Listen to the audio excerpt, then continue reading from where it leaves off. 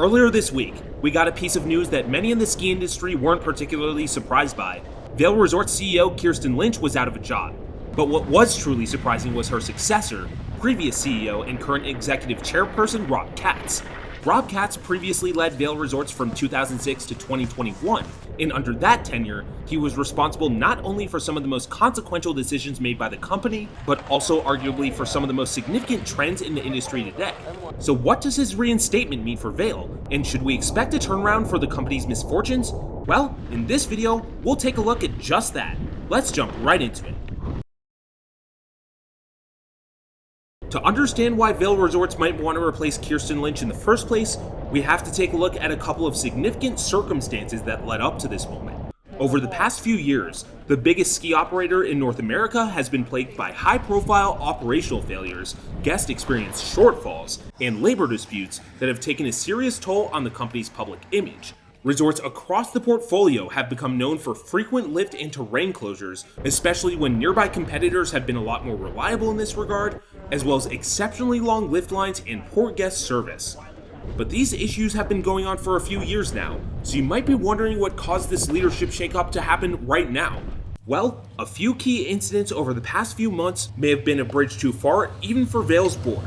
In December 2024, Park City ski patrollers walked off the job, culminating in the first major strike of its kind in over 50 years and leaving significant terrain closed during a critical holiday period.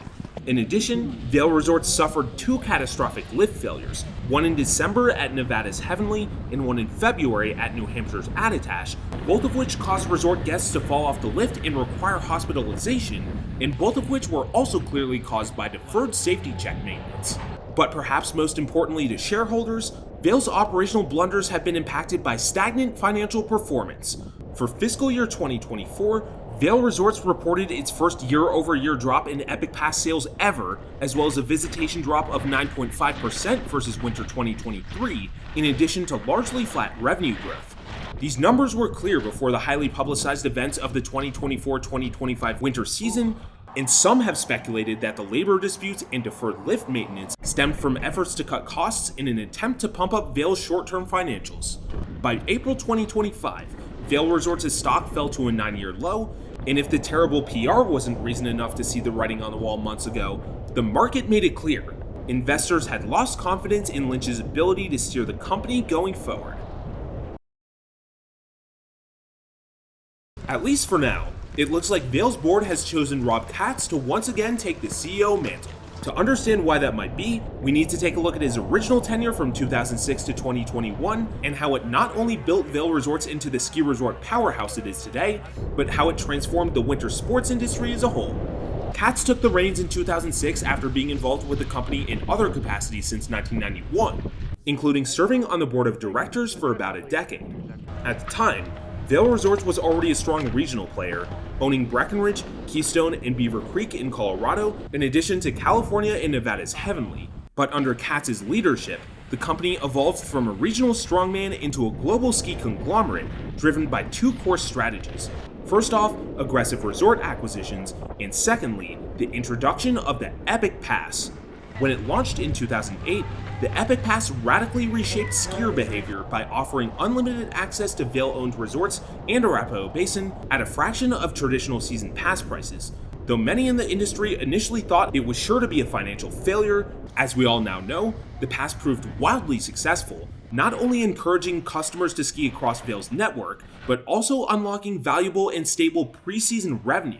The growth was bolstered substantially by a series of high-profile acquisitions over the next decade, including, among other resorts, Whistler Blackcomb, Stowe, Park City, Okemo, and the 17 Mountain Peak Resorts portfolio, which brought several local mountains across the Mid-Atlantic, Northeast, and Midwest. By the time Rob Katz stepped down, Vail owned or operated over 30 resorts, more than double the nearest competitor. With all this expansion came something incredibly valuable to investors: explosive financial growth.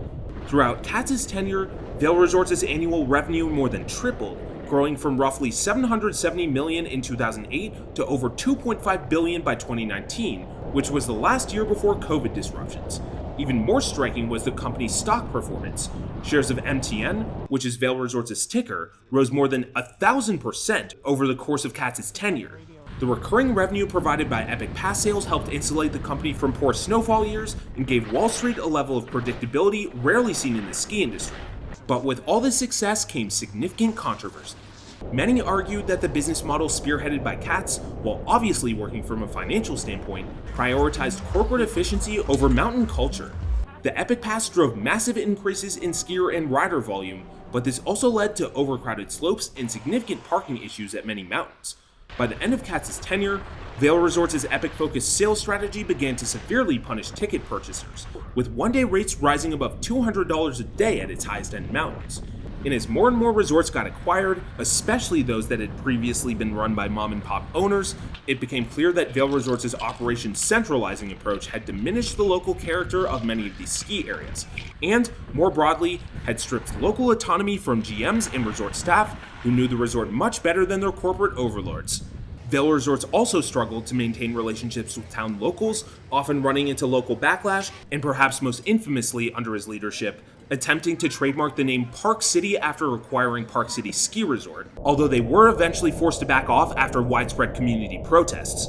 But despite these controversies, when Katz stepped down as CEO in 2021, he left behind a company that was bigger, more powerful, but also more controversial than ever before. Kirsten Lynch stepped into the CEO role at the height of Vail Resorts' value, and while consumers had already started to form some reservations about the company's practices, she had some huge shoes to fill from a business perspective. Lynch was not even remotely new to the Vail Resorts team. She had served as Vail's CMO for the decade prior, and she played a huge role when it came to the Epic Pass strategy. But almost as soon as she stepped into the role, issues started piling up. Within weeks of stepping in as CEO, Vail's 2021-2022 ski season began under a cloud of severe staffing shortages. Ski town price inflation, brought about in large part due to COVID, made finding workers harder and resorts understaffed, with the problem especially pronounced in regions that Vail Resorts had not been operating in for a long time. Combined with the 20% Epic Pass price cut that helped Vail maintain record sales that winter, many resorts were woefully underprepared to handle the skier volume. Complaints about closed terrain, horrific lift lines, and poor communication went viral on social media. Things were especially bad at a couple of the resorts that Vail had acquired within the last decade. At Stevens Pass, the resort was operating so poorly that Vail had to bring in a new general manager mid-season to stabilize operations. Park City faced high-profile operational crises too, and notably, their town board took the unprecedented move of forcing Vail Resorts to cancel 2 major lift upgrades, a decision that signaled how frustrated the locals were with the ski resort's management. Across Vail's network, especially in those newly acquired or smaller resorts, customer experience fell short. In the southern Midwest specifically, some resorts had incredibly short seasons even compared to in-state competitors, and many have speculated that insufficient snowmaking played a large role in those shortcomings. But it's not like Kirsten Lynch did everything wrong. To her credit, her team did institute some reforms during her time as CEO, including increasing the minimum wage to $20 an hour, expanding employee housing investments, and introducing modest changes to the Epic Pass suite. The most notable change came in the form of splitting the Epic Day Pass into 3 pricing tiers, which made access to smaller, more regional mountains slightly more affordable for low-frequency skiers and riders.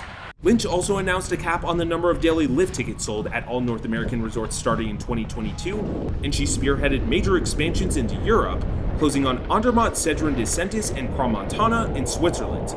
But ultimately, these were incremental moves. Vail did not acquire any major North American resorts during Lynch's time as CEO, with the only additions being 3 small Pennsylvania mountains that were acquired in a deal announced just a month after her appointment, suggesting negotiations were handled under her predecessor.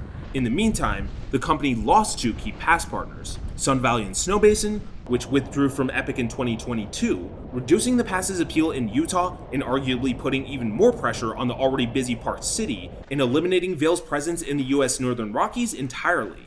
And while the lift ticket caps were introduced on paper, the skyrocketing day ticket price trends started under Katz got even worse, often topping $250 or even $300 on peak dates. This meant that these caps were effectively enforced by financial barriers, not by guest limits.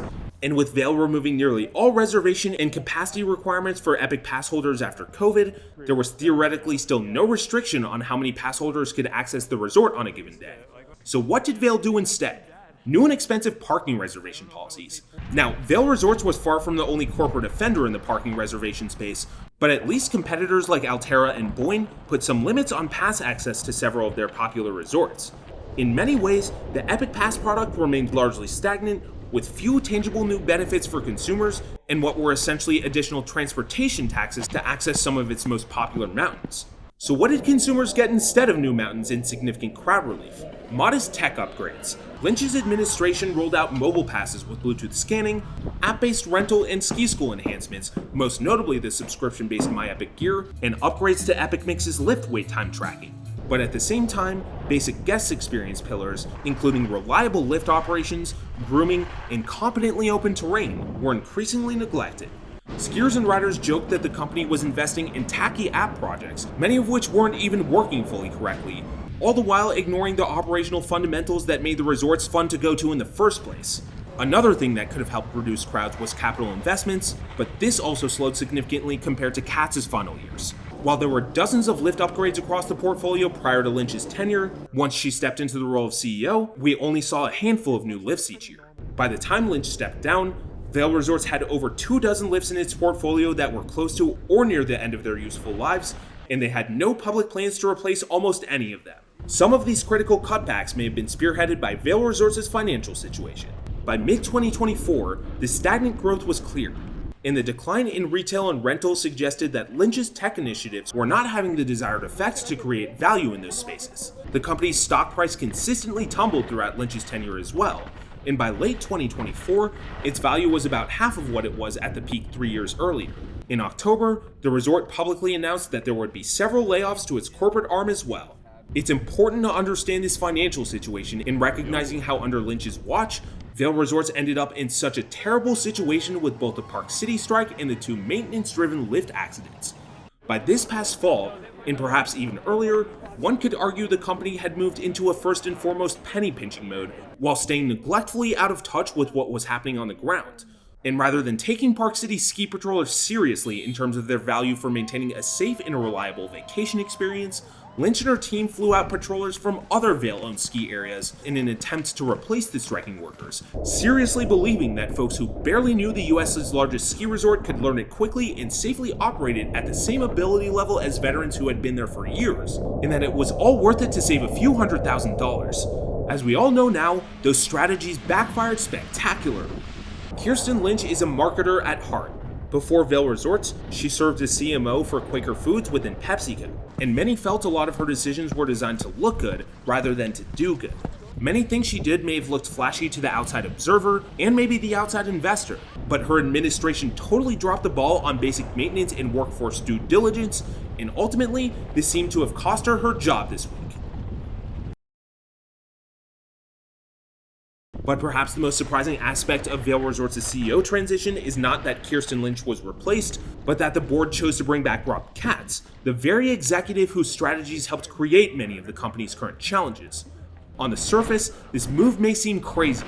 Frustration with Vail's leadership has been going on for months, and a prominent shareholder even called for Katz's removal from his role as executive chair, in addition to Lynch's ouster as CEO. Part of the reason might have to do with Katz's previous performance. Despite the growing controversies surrounding Vail's operational model, one could argue Katz remains widely respected on Wall Street for the enormous growth he delivered. Under his leadership, the company's stock price grew more than 10x, and annual revenues essentially tripled. With that context in mind, one could see how in the eyes of many investors, reinstating Katz could signal a return to a more aggressive, top-down leadership style that had once worked so effectively, even if some of that approach contributed to the company's current predicament and won't do much to improve the top-down corporatized feel at many of Vail's mountains. Katz's return to the CEO position could signal that the board doesn't view Vail's core strategy as broken, just poorly executed in recent years.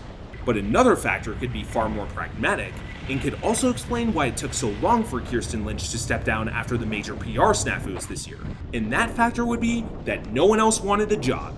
At this point, leading Vail Resorts is arguably one of the least desirable executive roles in the outdoor industry. The CEO has to manage a massive and increasingly fragile operation spanning dozens of capitally underfunded resorts. And on top of that, they have to contend with the constant storm of negative PR and labor tension brought largely about by the company's own previous decision-making.